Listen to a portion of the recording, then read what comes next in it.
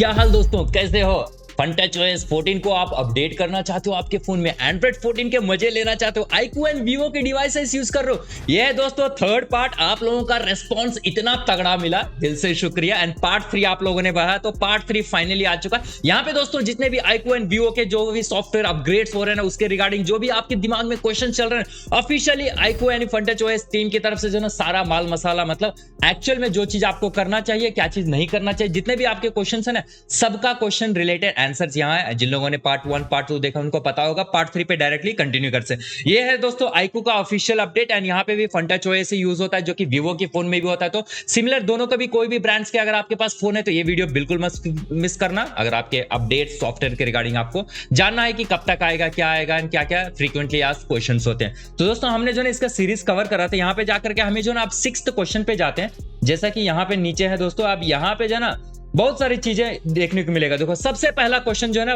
बार बार लोग पूछते हैं iQOO के हिसाब से, और उनका आंसर भी मैं बताता हूं। ये है My device heated up after being exposed to sunlight. I have received an update. Should I proceed with an update now? यानी कि मैं धूप में गया था, मेरा फोन थोड़ा गर्म हो गया था और अभी मुझे अपडेट का या फिर अपग्रेड का नोटिफिकेशन आया। क्या मुझे अपग्रेड कर लेना चाहिए? क्योंकि जाहिर है आप में से बहुत सारे लोग जो ना काम करते होंगे, बाहर घूमते होंगे, उस टाइम में अगर आपको नोटिफिकेशन आ जाता, अपग्रेड कर ले, तो उसके बाद में ग्रीन लाइन इश्यूज या फिर तरह तरह के इश्यूज आ जाता है ना, उसके रिगार्डिंग क्वेश्चन है। तो ऑफिशियल स्टेटमेंट क्या आता है? एब्सोल्युटली नॉट, यानी आपको बिल्कुल नहीं करना है।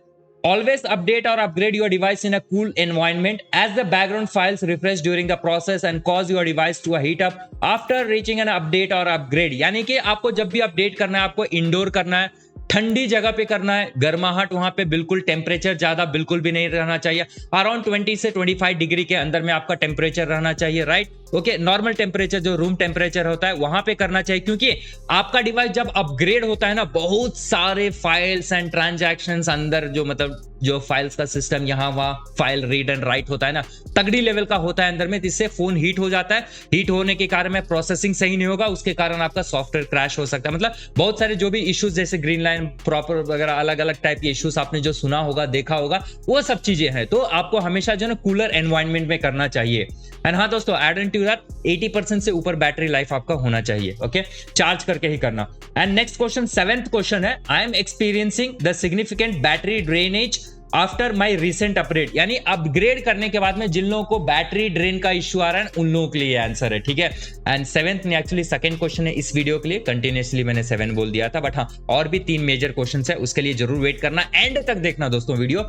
एंड दोस्तों इनका आंसर कहता है, indeed with a major upgrade the system undergoes significant changes to adopt new settings and hardware support constantly it may heating up leading to a battery draining for a few days. There is a temporary phase and the device performance will return to the normal once the adoption process is complete। यानी जब आप upgrade करते हो, आपको draining battery issue आता है ना, तो सिंपल से कहना कि आपको 3-4 दिन तक वेट करना होगा, क्योंकि जैसे ही नए सॉफ्टवेयर आते हैं, फाइल सिस्टम नया प्रोसेसिंग काम करता है, नया सॉफ्टवेयर, इसको जो ना हार्डवेयर के साथ में अडॉप्ट होने में ना, मतलब समझ सकते हो ना, थोड़ा टाइम लगता है। उसके लिए आपको सिंपली थोड़ा 4-5 दिन तक आपको जो है ना बैटरी का ड्रेन इश्यू डेफिनेटली देखने को मिलेगा। उसके बाद में चीजें धीरे धीरे ठीक हो जाएगा, बट तब पर भी अगर ठीक नहीं होता तो आपका भाई है ना, आप मुझे बताना, हम कांटेक्ट करेंगे ब्रांड से, ठीक है।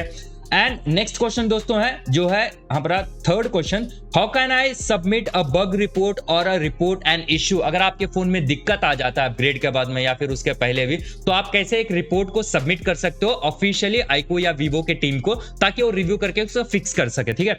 उसके लिए देयर आर 2 मेथड्स, 2 ऑप्शंस है, ठीक है, 2 report a bug. First, within the iQOO app navigate the support tab, access the lag information, download and install. यानी इनका जो iQOO का ऐप है, वहां पे नेविगेशन में सपोर्ट सेक्शन में जाओगे तो वहां पे आपको जो ना डाउनलोड करने के लिए, इंस्टॉल करने के लिए एप्लीकेशन रहेगा। The system will automatically detect and report your developer. यानी आपका जो भी सिस्टम का प्रॉब्लम्स रहेगा ना, जैसे कुछ भी आपको लैग इश्यू हो रहा है, फ्रेम ड्रॉप्स हो रहा है, वो ऑटोमेटिकली डिटेक्ट कर लेगा, अपना रिपोर्ट बना के खुद ही सबमिट हो जाएगा। तो वहां से आप बेसिकली सबमिट कर सकते हो अपने जो भी इश्यूज आता है। देखा, काम की बात है ना। आप में से जितने सारे लोगों को प्रॉब्लम्स आ रहा था अपग्रेड करने के बाद में, तो Vivo एंड iQOO वाले के लिए देखो ये ऑप्शन डेफिनेटली ट्राई करना, एंड मुझे कमेंट सेक्शन में जरूर बताना अपने एक्सपीरियंस। नेक्स्ट दोस्तों, जो 4th क्वेश्चन है, is it advisable to wait before receiving an upgrade और अपडेट, और should I proceed with it promptly, यानी जब प्रॉम्प्ट आता है तो उसी टाइम में वेट करना चाहिए या तुरंत अपडेट कर लेना चाहिए। उसका आंसर क्या देते हैं?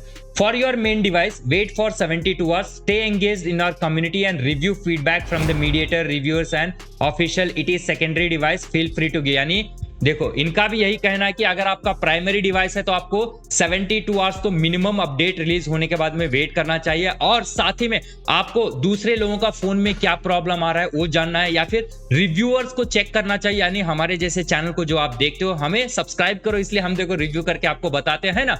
तो इनका भी पहले देख लो, उन पर्टिकुलर डिवाइस पे जब प्रॉब्लम्स नहीं आता तब जाकर के आप अपग्रेड करो। बात समझ में आ गया? इसलिए अब तो सपोर्ट कर दो दोस्तों। जिन लोगों को पहली बार आए हो चैनल पे, सब्सक्राइब का बटन दबा दो, लाइक दबा दो, एंड सॉलिड सपोर्ट आपको यहां मिलेगा।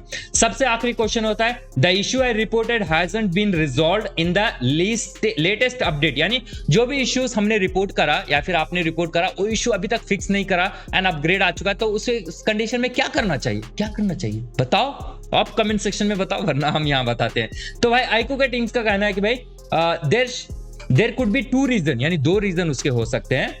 Either you reported the issue after upcoming update was finalized, यानी आपने जो भी इश्यूज अपडेट में या फिर नोटिफाई किया है ना, वो पर्टिकुलर जो वर्जन है ना उसका अपडेट ऑलरेडी रिलीज हो चुका है, यानी उसके पहले किया है।